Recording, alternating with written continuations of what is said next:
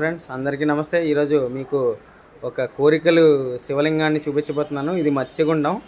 So ఈ ఊర్లో గుడి వెనకాతలే ఒక కోరికలు తీర్చుకునే లింగం ఉంది. మీకు అది చూపిస్తున్నాను, సిద్ధంగా ఉండండి.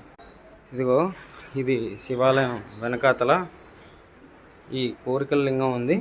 ఈ లింగాన్ని ఎవరైతే మనస్ఫూర్తిగా కోరుకొని 3 సార్లు ఎత్తుతారో వాళ్ళకి ఈ లింగం తేలిగ్గా రావడం అవుతుంది. ఒకవేళ తేలిగ్గా వస్తే కోరికలు వెంటనే తీరుతాయని, బరువుగా వస్తే ఆలస్యంగా తీరుతాయని ఈ యొక్క స్థల పురాణం. చూడండి, అలా ఎత్తుతున్నారు. ఇలా 3 సార్లు పెట్టుకోవాలి. ఓం నమ శివాయ, ఓం నమ శివాయ, ఓం నమ శివాయ, ఓం నమ శివాయ. చూశారు కదండి, 3 సార్లు ఇలా పెట్టుకోవాలి. ఒకవేళ మీ కోరిక తీరినట్టయితే ఇది తేలిగ్గా వస్తుంది, లేదంటే బరువుగా వస్తుంది. ఇంచుమించుగా ఇది ఒక